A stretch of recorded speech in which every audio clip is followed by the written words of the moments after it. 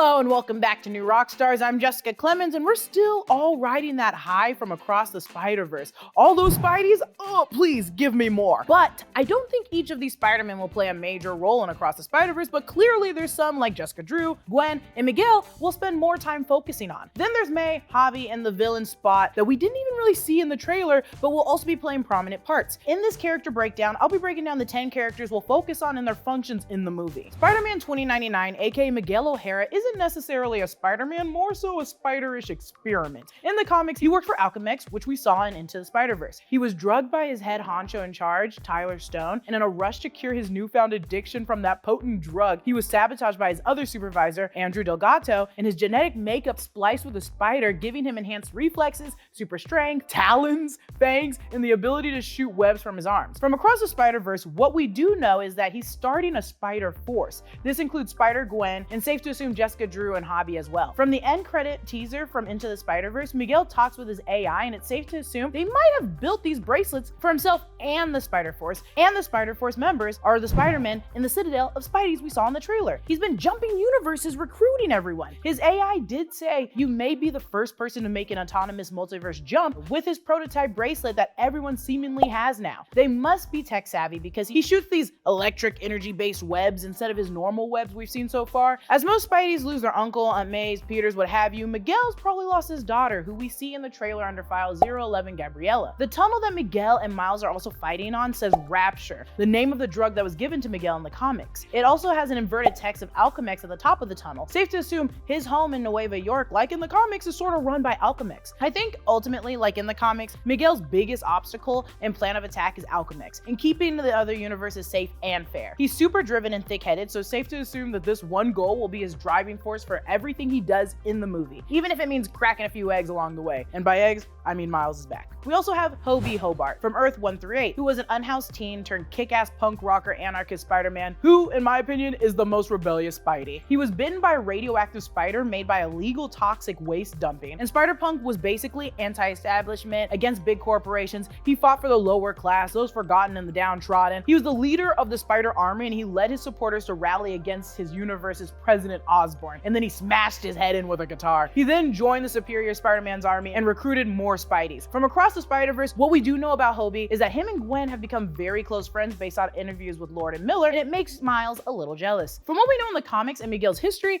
I'd bet Hobie joined immediately because taking down massive conglomerates seems like his MO. Plus, he probably rocks out with Gwen all the time. So I think it's gonna be great to see him in this role. So now we have Spider-Woman Jessica Drew. Now in the comics, Jessica Drew hails from Earth 616 because she's not really a Peter Parker. She's not even really like a Spider-Man. She's her own thing. In the comics, her father worked alongside Herbert Wyndham. If that sounds familiar, it's because it's a high evolutionary. And when Jessica got sick, he tried to save her by injecting her with the untested serum made with the blood of, you guessed it, spiders. This doesn't make any sense. They're like, oh, she's sick, let me just get some spider blood. In the 2015 Spider-Woman run is where we actually see Jessica pregnant and still fighting crime to take care of her son financially and as a good role model to him. From Across the Spider-Verse, what we do know is that Jessica Drew is based on the run during Secret Wars based on what Lord and Miller said in an interview. I think more so this is like that she's pregnant and that she's a PI than fighting Skrulls like she did in the comics. Because there's a part before that where Jessica stops fighting and this Jessica hasn't really stopped. Gwen looks up to her also as a mentor. So they're probably working alongside each other. She's probably a part of the Spider-Force and has a close relationship with Miguel as well, just by the looks of this scene from the trailer. Jess can also shoot webs out of her fingertips, which is actually pretty insane because not a lot of Spider-Men can do that. I know Cindy Moon can, Silk, but not a lot can. We know Jessica is indeed pregnant, but we just don't know who the baby's biological father is yet, but it could be Miguel. I kid, or do I? She's fighting. What could be her universe's Vulture? So her universe could resemble this artwork, which would be breathtaking. I think that Jess is not ready to give up fighting just yet. It was really hard for her to stop and adjust so suddenly in the comics as well, so she'll be fighting and supporting the Spider-Force up until that last contraction. Her motives otherwise are unknown for now. It's winter, and I'm pretty sure I'm not the only one who's jealous of bears, who get to just hibernate their way through several months of cold. A bear's life is aspirational. If you want to come even close to, I could sleep from now until until the spring thaw, you're gonna need a Helix Sleep mattress. Helix Sleep makes premium mattresses and bedding customized to fit your needs and shipped right to your door. Knock, knock, who's there? It's a mattress! And look, I'm not a sleepologist, and I don't need to be, because Helix has a sleep quiz that matches your unique body type and sleep preferences to the perfect mattress for you. You can even take it with your partner and find the mattress that's a perfect compromise between your preferences. And I know that's hard to find because I like things hard and he likes things soft.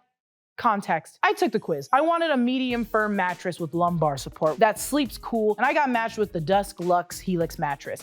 I've had it for a few months and I absolutely love it. I sleep better and I wake up less often. Helix delivers your mattress right to your door for free! And it's so crazy because it's the heaviest mattress in the world and they delivered it straight to my house and I'm so thankful for it. It comes rolled up in a shockingly tiny box and is super easy to set up yourself because all you have to do is open that box and it explodes. Helix has a 100-night sleep trial, so you'll get more than 3 months to make sure that you love your mattress. If you don't, they'll pick it up for you and you'll get a full refund. And these mattresses also have a 10-year warranty. That's an entire decade if you can't count. Helix even has a financing option and flexible payment plans, so a great night's sleep is never far away. I love my Helix, and I think you would too. If you're looking for a new bed, check out Helix. You can click the link below or go to helixsleep.com/rockstars and get up to $200 off your Helix mattress.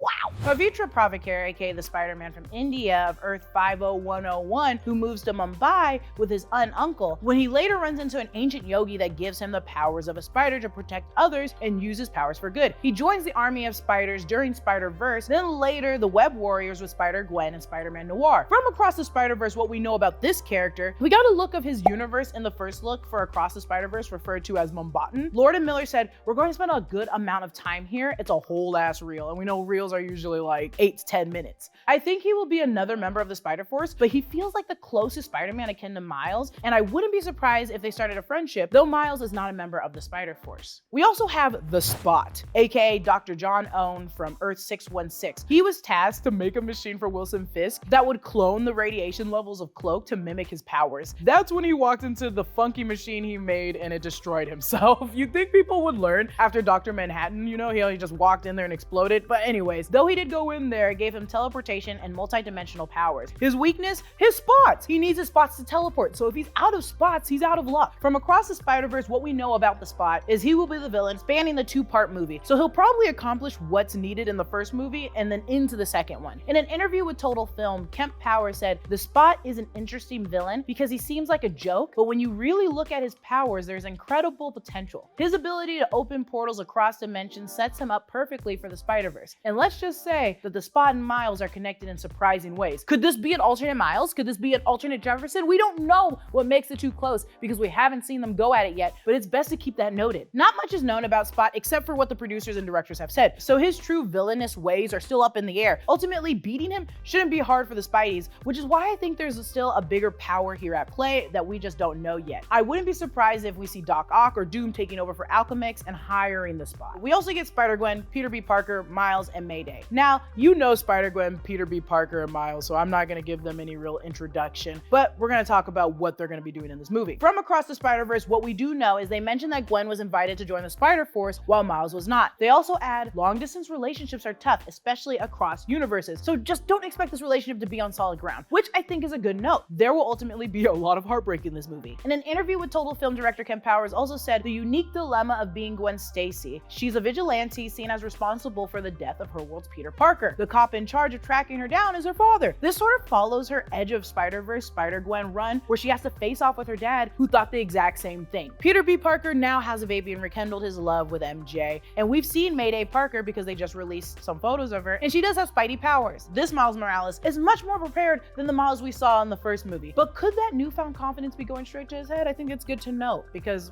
we don't know where he's going here. Lastly, people forgot that there is gonna be an introduction of Takuya Yamashiro of Earth 51778 in Across the Spider-Verse. It could simply be a design, but if it's anything more, good to note that Takuya got his Spider-Man powers from Guriya, an alien from Planet Spider, who gave him the Spider Bracelet and Spider-Man extract, making him the Spider-Man. But as of right now, not much is known except for Japanese Spider-Man is making an appearance. That's what's that for our Spideys in Across the Spider-Verse. Let us know which one you're most excited to see down below in the comments. Follow me on Instagram and Twitter at Lulu_Clemons. Follow me Rockstars. Subscribe to New Rockstars for more breakdowns of everything you love. Thanks for watching. Spidey out. I don't think he says that.